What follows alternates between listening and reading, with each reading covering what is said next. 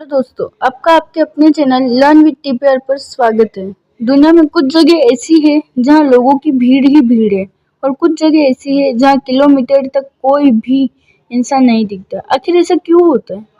क्यों चाइना और इंडिया में इतनी ज़्यादा पॉपुलेशन है और अंटार्कटिका में बिल्कुल खाली? आज की इस वीडियो में हम वर्ल्ड पॉपुलेशन डिस्ट्रीब्यूशन और वर्ल्ड पॉपुलेशन कंपोजिशन के बारे में जानेंगे और उसे इतने सिंपल और इंटरेस्टिंग तरीके से समझेगी कि आप कभी भी भूल नहीं सकोगे। तो चलिए बिना टाइम वेस्ट करे स्टार्ट। सबसे पहले समझते एक बेसिक सा कॉन्सेप्ट, पॉपुलेशन डिस्ट्रीब्यूशन का मतलब होता क्या है। दुनिया के अलग अलग रीजन में लोग कैसे और कितनी मात्रा में रहते हैं, बसे हुए हैं, वही पॉपुलेशन डिस्ट्रीब्यूशन कहलाता है। अगर सिंपल वर्ड्स में कहूँ तो लोग कहाँ रहते हैं और कितनी संख्या में रहते हैं, उसे पॉपुलेशन डिस्ट्रीब्यूशन कम कहा जाता है। वर्ल्ड की जो पॉपुलेशन है वो इवनली डिस्ट्रीब्यूटेड नहीं है, अनइवन है, यानी कि एक जैसी नहीं है। कहीं पर ज़्यादा है तो कहीं पर कम है। 90% लोग सिर्फ 10% लैंड एरिया में रहते हैं। हमारे वर्ल्ड की 90% जो लोग हैं वो 10% एरिया में रहते हैं। फॉर एग्जाम्पल, सोचो एक क्लासरूम में कुछ बेंचेस पे 10-10 बच्चे बैठे हैं और कुछ बेंचेस बिल्कुल खाली। यही होता है अनइवन पॉपुलेशन डिस्ट्रीब्यूशन, यानी कि कहीं पर बहुत सारी पॉपुलेशन होती है और कहीं पर एकदम कम होती है। अब सबसे ज़्यादा इम्पोर्टेंट क्वेश्चन यहाँ पर ये आता है कि दुनिया में लोग सबसे ज़्यादा कहाँ पर रहते हैं। तो 4 मेजर पॉपुलेशन क्लस्टर यानी कि गोल्डन पॉइंट्स है, जिसमें से पहला है ईस्ट एशिया यानी कि चाइना, जापान, कोरिया। वर्ल्ड का सबसे बड़ा पॉपुलेशन क्लस्टर है ये, क्योंकि यहाँ पे फर्टाइल लैंड्स है, रिवर्स है और डेवलपमेंट है। जहाँ ये 3 चीज़ें होती है, फर्टाइल लैंड होता है, रिवर होती है, डेवलपमेंट्स होते हैं, वहाँ पर पॉपुलेशन होती ही है। सेकेंड नंबर पे आता है साउथ एशिया यानी कि इंडिया, पाकिस्तान और बांग्लादेश।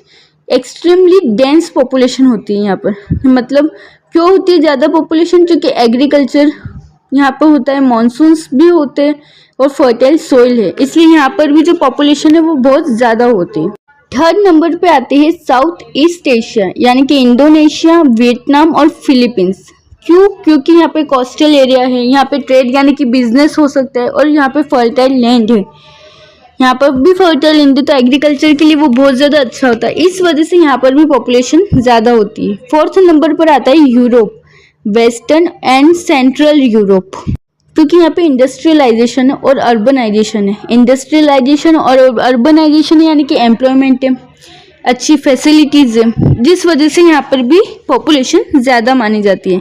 और सबसे बड़ी बात यहाँ पे एक चीज़ याद रखना कि एशिया डोमिनेंट पॉपुलेशन है, यानी कि सबसे ज़्यादा पॉपुलेशन एशिया के अंदर है, क्योंकि एशिया में ही 60% पॉपुलेशन रहती है। 60% जो पॉपुलेशन है ना वर्ल्ड की, वो एशिया के अंदर ही रहती है, एशिया कॉन्टिनेंट में रहती है। अब बात करते हैं उन जगहों की जहाँ पर पॉपुलेशन बहुत ज़्यादा कम होती है, और वो जगह होती है, जो लोकेशंस होती है वो होती है लो डेंसिटी रीजन्स, जैसे कि Antarctica, Sahara desert, Amazon forest, Arctic region. अब अंटार्कटिका में क्यों कम होती है, लोग नहीं रह पाते? क्योंकि यहाँ पे एक्सट्रीम कंडीशंस होती है। यहाँ पे जैसे कि बहुत ज़्यादा ठंड होती है अंटार्कटिका में, सहारा डेजर्ट में बहुत ज़्यादा गर्मी होती है, अमेजन फॉरेस्ट में बहुत ज़्यादा पानी की कमी होती है, और आर्टिक रीजन में डेंस जंगल यानी कि बहुत घने घने जंगल होते हैं। तो ऐसे में कोई भी व्यक्ति रह नहीं पाता, इसलिए यहाँ पे जो पॉपुलेशन है वो कम होती है। जहाँ सर्वाइवल मुश्किल होता है वहाँ पर पॉपुलेशन हमेशा कम ही होगी, क्योंकि हर इंसान कंफर्ट जोन देखता है रहने के लिए, अपनी लाइफ को एक्सपेंड करने के लिए कंफर्ट जोन ढूंढता है, और जहाँ पर उसे कंफर्टेबल फील होगा, जहाँ उसे कंफर्ट जोन लगेगा, वो वहीं पर रहेगा। अब सबसे इम्पोर्टेंट पार्ट आता है, यानी कि आखिर क्या डिसाइड करता है कि लोग कहाँ बसेंगे, यानी कि जो फैक्टर्स होते हैं पॉपुलेशन डिस्ट्रीब्यूशन होने के, जो फैक्टर्स होते हैं वो कौन कौन से? तो सबसे पहला होता है फिजिकल फैक्टर्स। इसके अंदर आते हैं क्लाइमेट, यानी कि मॉडरेट क्लाइमेट हो, यानी कि नॉर्मल क्लाइमेट होगा तो पॉपुलेशन अच्छी तेज होगी, यानी कि बहुत ज़्यादा होगी, और एक्सट्रीम क्लाइमेट होगा तो वहाँ पे पॉपुलेशन कम होगी। जैसे कि मान लीजिए इंडिया और अंटार्कटिका, इंडिया में मॉडरेट क्लाइमेट है तो वहाँ पे पॉपुलेशन ज़्यादा है, और अंटार्कटिका में एक्सट्रीम मतलब बहुत ज़्यादा ठंडक का मौसम है, ठंडी होती है वहाँ पे, इसलिए वहाँ पर भी पॉपुलेशन कम होती है और इंडिया में ज़्यादा होती है। सेकेंड फैक्टर आएगा फिजिकल के अंदर, वो है लैंडफॉर्म। जैसे प्लेन एरिया होता है, हम घर बनाते हैं फॉर एग्जांपल, तो अगर हम कहाँ घर बनाना पसंद करेंगे, पहाड़ों पर या प्लेन एरिया पर? प्लेन एरिया पे हमेशा घर बनाना पसंद किया जाएगा। माउंटेन एरिया पे, ऐसी पहाड़ियों के ऊपर तो कोई घर बनाएगा नहीं। इसलिए जहाँ पे लैंडफॉर्म्स प्लेन होंगे वहां पर घर बनेंगे और वहीं पर लोग रहेंगे, और माउंटेन्स जैसे एरिया में कोई भी नहीं रहेगा, क्योंकि ऐसी पहाड़ियों पे घर बहुत ज्यादा कम लोग बनाते हैं। फॉर एग्जाम्पल मान लो जैसे कि गंगा प्लेन्स वर्सेस हिमालय, अब हिमालय में लोग कम होंगे और गंगा प्लेन में ज्यादा होंगे। थर्ड आता है सॉइल फर्टिलिटी। सॉइल फर्टिलिटी भी एक तरह से बहुत इंपॉर्टेंट फैक्टर है, क्योंकि इंडिया में मान लो तो एग्रीकल्चर पे 70% लोग जो डिपेंडेड है, 70% लोग एग्रीकल्चर ही करते। तो एग्रीकल्चर, जो लोग एग्रीकल्चर से जुड़े हुए होते हैं वो लोग एग्रीकल्चरल की सोर्सेज जहाँ पर प्रोवाइड किए जाएंगे, जहाँ पर सोर्सेज होंगे, जहाँ पे मिट्टी अच्छी होगी, फर्टिलिटी अच्छी होगी, वहां पर जाना पसंद करेंगे। इसलिए सॉइल फर्टिलिटी भी पॉपुलेशन का डिस्ट्रीब्यूशन का कारण होती है। For example endogenetic plants. Fourth और आखिरी फिजिकल फैक्टर में आते हैं, वो है water availability. Water most important for us. Water के बिना कुछ भी नहीं है, पानी के बिना कुछ नहीं है, क्योंकि इसलिए कहा जाता है जल है तो जीवन है। अगर पानी नहीं होगा तो कुछ नहीं होगा। सबसे ज्यादा इम्पोर्टेंट अगर हमारी जिंदगी में कुछ है तो वो पानी है। इसलिए जहाँ पर पानी हमें आसानी से प्रोवाइड हो सके, जहाँ पर पानी ज्यादा होता है, जहाँ रिवर्स, झीलें, वाटरफॉल्स ज्यादा होते हैं, वहां पर लोग ज्यादा रहना पसंद करते हैं, ताकि उन्हें पानी की कभी भी कमी ना हो। जैसे Nile river region. Second number पे आता है ह्यूमन फैक्टर। अब ह्यूमन फैक्टर के अंदर भी 4 फैक्टर्स होते हैं, जिसमें से पहला है इकोनॉमिक एक्टिविटी। जॉब्स, लोग अट्रैक्ट होते हैं। क्यों होते हैं जॉब से? क्योंकि हर किसी को यहाँ पे पैसे कमाने की जरूरत होती है अपने सर्वाइवल के लिए, और पैसे किससे कमाए जाते हैं? जॉब से। तो किसी भी चीज को, किस इंसान को रहने के लिए सबसे पहली प्रायोरिटी किसे देनी होती है? जॉब को, यानी कि पैसे को देनी पड़ती है। तो जहाँ पे जॉब अच्छी मिलेगी, जहाँ पे उन्हें पैसे ज्यादा मिल सकते हैं, जहाँ पे वो अपनी अर्निंग ज्यादा कर सके, लोग वहां पर जाना पसंद करेंगे। इसलिए जहाँ पे जॉब फैसिलिटीज अच्छी होगी, वहां पर भी जिन लोगों को जॉब की जरूरत होगी वो वहां पे अट्रैक्ट होंगे, इसलिए वहां पर भी पॉपुलेशन बढ़ेगी। सेकेंड फैक्टर आता है इंडस्ट्रियलाइजेशन। इंडस्ट्रीज से क्या मिलता है हमें? एम्प्लॉयमेंट मिलती है। जो लोग अनएम्प्लॉयड होते हैं उन्हें एम्प्लॉयमेंट मिलती है। मतलब एक इंडस्ट्री के अंदर मानो तो लाखों लोग काम करते हैं एक इंडस्ट्री के अंदर। उसके अंदर लेबर भी आ गई, वर्कर्स भी आ गए और ऑफिसर्स भी आ गए। सब लोगों को मिला के देखे तो कम से कम लाख लोग काम करते, 1 लाख लोग के ऊपर। तो उसके लिए एम्प्लॉयमेंट मिली इंडस्ट्रियलाइजेशन से। तो जिन्हें एम्प्लॉयमेंट की जरूरत होगी वो वहां पर जाएंगे, इसलिए पॉपुलेशन वहां पर भी इंक्रीज होगी। थर्ड नंबर पे आता है ट्रांसपोर्ट एंड कम्युनिकेशन। जहाँ पर ट्रांसपोर्ट की व्यवस्था अच्छी होगी, जहाँ कम्युनिकेशन अच्छा होगा, वहां पर लोग ज्यादा लेना पसंद करेंगे। क्योंकि अगर हमें किसी व्यक्ति से बात करनी है, कुछ भी करना है, तो हमें सबसे ज्यादा किस चीज की जरूरत पड़ेगी? कम्युनिकेशन की। अगर हमें एक जगह से दूसरी जगह जाना है तो किस चीज की जरूरत होगी? कम्युनिकेशन की। इसलिए जहाँ पर बेटर कम्युनिकेशन और ट्रांसपोर्टेशन सिस्टम होगा वहां पर भी लोग जाना पसंद करेंगे। फोर्थ आता है social and political factor. Social और पॉलिटिकल भी एक फैक्टर होता है, क्योंकि देखो सीधी सी बात है, अगर हम कहीं जाते हैं तो हम सबसे पहले देखते हैं कि वहाँ पे लोग कैसे रहते हैं, किस टाइप के लोग हैं, किस तरह के लोग वहाँ रहते हैं, और उसके बाद हम डिसाइड करते हैं कि हमें वहाँ जाना है या नहीं जाना है। अगर अच्छे लोग होंगे तो हम वहाँ जाना पसंद करेंगे, क्योंकि वहाँ पे हमें सेफ्टी मिलेगी, स्टेबिलिटी मिलेगी, जहाँ पर हम बसना पसंद करेंगे, रहना पसंद करेंगे। इसलिए सोशल और पॉलिटिकल भी एक तरह से फैक्टर माना जाता है पॉपुलेशन डिस्ट्रीब्यूशन का। अगर एक लाइन में सिंपल से शब्द में समझे तो जहाँ अपॉर्चुनिटी है वहां पर पॉपुलेशन बढ़ती है, और जहाँ पे अपॉर्चुनिटी नहीं, क्लाइमेट नहीं, वहां पर पॉपुलेशन घटती है, यानी कि कम होती है। देखो एक छोटी सी टर्म और आती है इसके अंदर, वो है पॉपुलेशन डेंसिटी। पॉपुलेशन डेंसिटी क्या होती है? तो एक पर यूनिट एरिया में रहने वाले लोगों की गिनती, यानी कि नंबर, संख्या को डेंसिटी ऑफ पॉपुलेशन कहा जाता है। पर यूनिट एरिया पर रहने वाले व्यक्तियों की संख्या ही पॉपुलेशन डेंसिटी कहलाता है। पॉपुलेशन डेंसिटी का एक फॉर्मूला भी होता है, जैसे पॉपुलेशन डिवाइड बाय एरिया। अगर हम ये करते तो पॉपुलेशन डेंसिटी हमारी निकल जाती है। पॉपुलेशन डेंसिटी के भी दो टाइप्स होते हैं, हाई डेंसिटी और लो डेंसिटी। हाई डेंसिटी कहाँ पर है? इंडिया है, बांग्लादेश है। लो डेंसिटी कनाडा और ऑस्ट्रेलिया। क्योंकि स्मॉल लैंड पे ज्यादा पीपल रहते, ज्यादा लोग रहते, वो हाई डेंसिटी कहलाते हैं।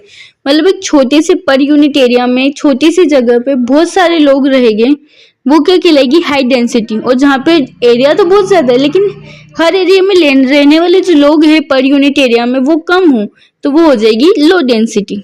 जैसे कनाडा और ऑस्ट्रेलिया में लो डेंसिटी है, इंडिया और बांग्लादेश में हाई डेंसिटी है।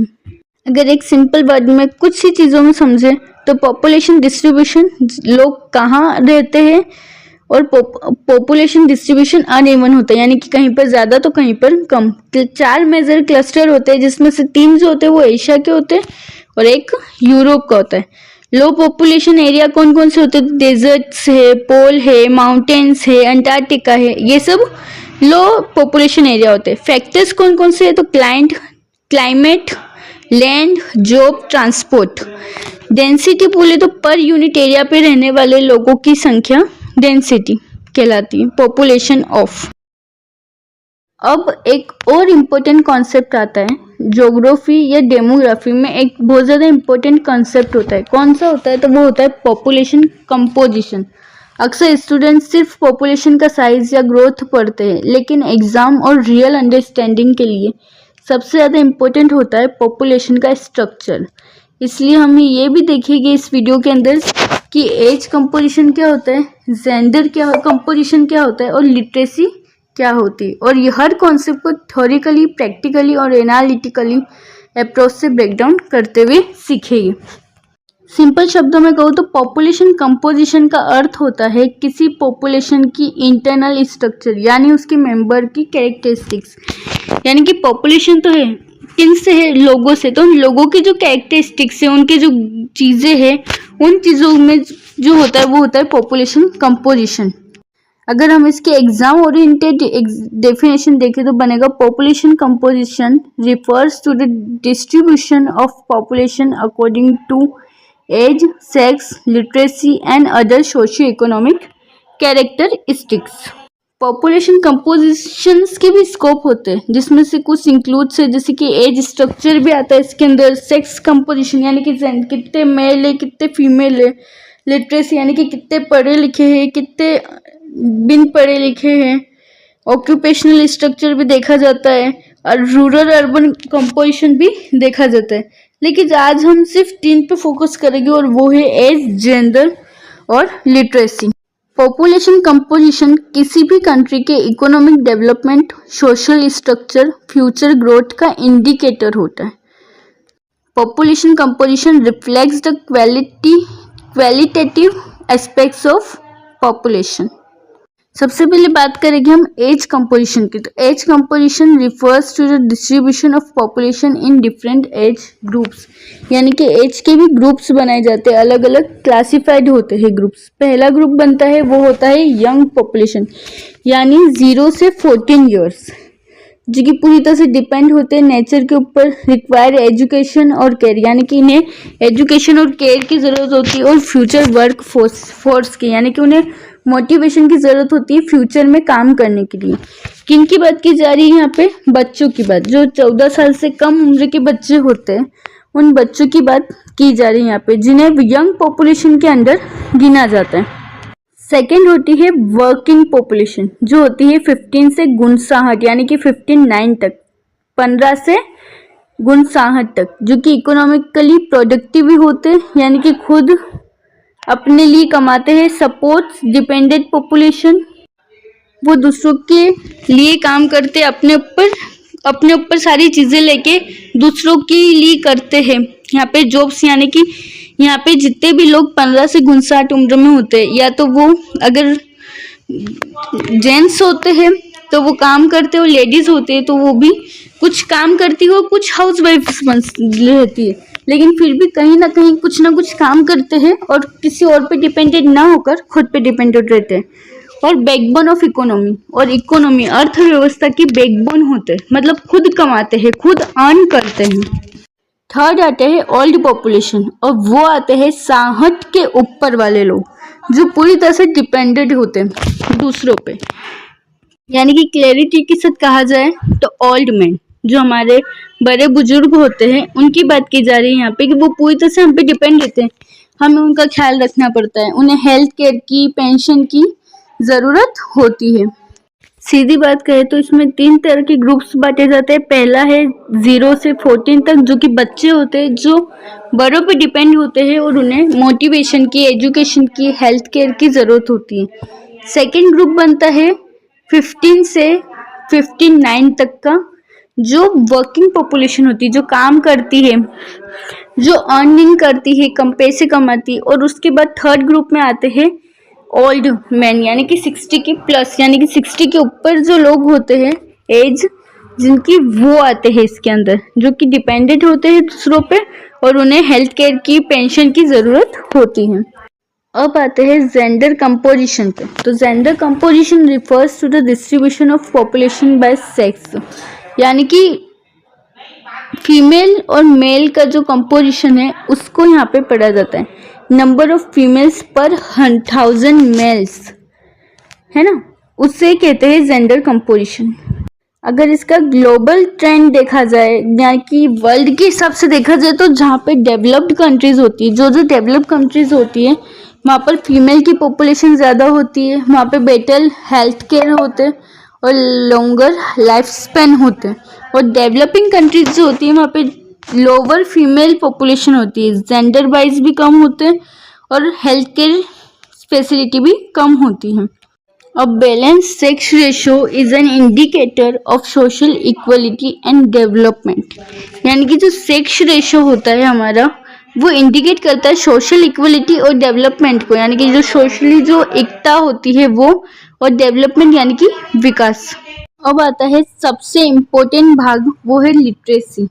Literacy refers to the ability to read and write with understanding, यानी कि लिटरेसी जो है वो एबिलिटी को बताता है, लिखने की, पढ़ने की और समझने की। लिटरेट पॉपुलेशन का जो परसेंटेज होता है वो लिटरेशन में हमें देखना पड़ता है। जैसे कि कहीं पर होता है कि जहाँ पर बॉयज़ ज़्यादा पढ़ते हैं वो गर्ल्स को पढ़ने का मौका कम दिया जाता है, ये परसेंटेज हमें देखना पड़ता है। और इसमें सबसे पहले जो पॉइंट आता है वो है डिटर्मिनेंट्स ऑफ लिटरेसी, यानी कि लिटरेसी की डिटर्मिनेंट्स क्या होता है। इकोनॉमिक डेवलपमेंट, अगर रिच कंट्री होगी, यानी कि अच्छी पैसे वाली कंट्री होगी, तो उनकी लिटरेसी रेट भी हाई होगी। क्यों होगी? क्योंकि कंट्री रिच होगी तो वहाँ पे फैसिलिटीज, स्कूल्स, कॉलेजेस, इंस्टीट्यूशंस, ये सब ज़्यादा होंगे, जिसकी वजह से वहाँ पे हाई लिटरेसी रेट होगी। सेकेंड पॉइंट आ गया education system, availability of schools, वही जो मैंने आपको अभी बताया कि स्कूल, कॉलेजेस और ये सब चीज़ें ज़्यादा होगी यहाँ पर। थर्ड नंबर पे आता है social factors, gender equality. Gender equality का होना भी बहुत ज़रूरी है, क्योंकि कई बार कुछ लोग ऐसा सोचते हैं, आज भी सोचते हैं, कि लड़के पहले ज़्यादा पढ़ते हो, लड़कियाँ कम पढ़ेगी, लड़कियों को पढ़ने का मौका बहुत कम मिला जाता है। तो यहाँ पर जो जेंडर इक्वलिटी होती है ना, वो लिटरेसी की सबसे पहले डिटर्मिनेंट्स होते हैं। कल्चरल जो एटीट्यूड्स होते हैं उसके अंदर भी।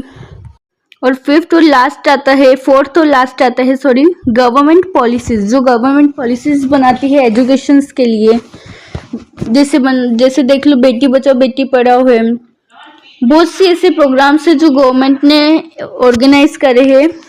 उन प्रोग्राम्स की वजह से भी लिटरेसी रेट डिटरमाइंड होती है। डिटर्मिनेंट्स मतलब होता है निर्धारक। अब जैसे एक लिटरेसी को, यानी कि एजुकेशन को कौन निर्धारण कर सकता है? रिच कंट्रीज होते, स्कूल्स होते, कॉलेजेस होते, जेंडर को इक्वलिटी मिलेगी, कल्चरल एटीट्यूड्स होगा, एजुकेशन प्रोग्राम होगा। तो इससे लिटरेसी जो टर्म है वो उनको डिटरमिन्स, यानी कि उनके निर्धारक यही सब होते हैं। अगर ग्लोबल पैटर्न में देखें हम, तो डेवलप्ड कंट्रीज में लिटरेसी रेट होती है वो हाई होती है, यानी कि अबव 90% होती है। और डेवलपिंग कंट्रीज मतलब जो विकसित हो रही है, ऐसी कंट्रीज में जो लिटरेसी रेट होती है वो होती है मॉडरेट से लो। मॉडरेट को कह सकते हैं हम मीडियम, और लो का मतलब तो हमें पता है ये सबसे कम। तो मॉडरेट से लो कहाँ पर होती है? डेवलपिंग कंट्रीज में। और हाई कहाँ पर होती है? तो डेवलप्ड कंट्रीज में। इंडिया का जो लिटरेसी पैटर्न है वो है इनइक्वलिटीज से भरा हुआ, यानी कि रूरल वर्सेस अर्बन।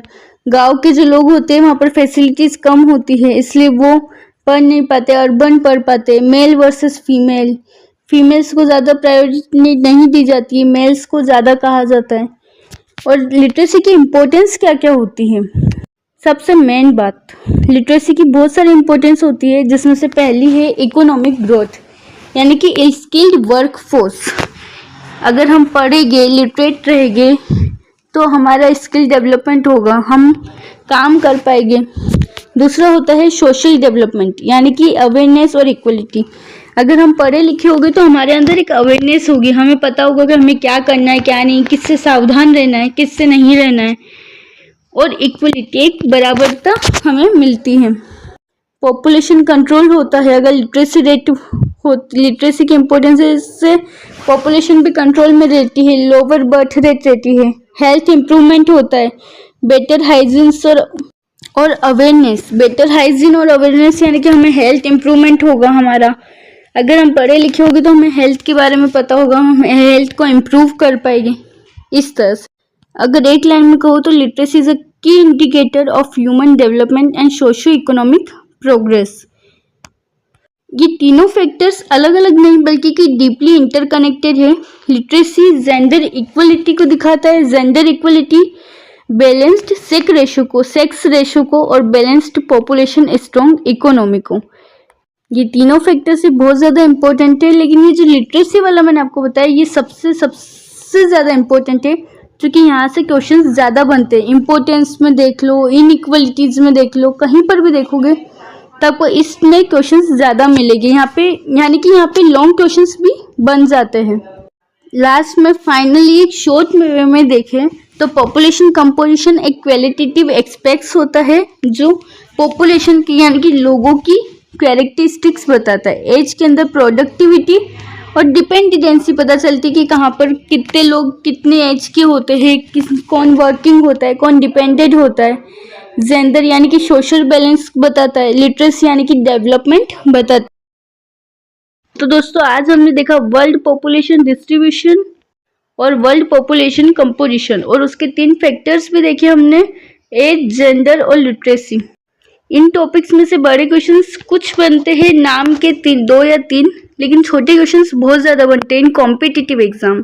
तो कॉम्पिटिटिव एग्जाम के पॉइंट ऑफ व्यू से देखें तो आपको छोटी छोटी जो चीज़ें इसमें वो आपको याद रखने की ज़रूरत है बहुत ज़्यादा। और जो बड़े क्वेश्चंस बनेंगे वो बनेंगे पॉपुलेशन फैक्टर्स, डिस्ट्रीब्यूशन के, ये सारे बड़े क्वेश्चंस बनेंगे जिनको हम एक बार बना के भी लिख सकते हैं। लेकिन ये जो छोटी छोटी चीज़ें होती है ना, वो हमें याद रखने की ज़रूरत पड़ती है, क्योंकि वो हम ऐसे बड़े क्वेश्चंस की तरह बना के नहीं लिख सकते, उसमें एक परफेक्ट आंसर लिखना पड़ता है। तो इसलिए इसमें जो छोटी छोटी चीज़ें मैंने आपको बताई है उसे अच्छे से ध्यान में रखना।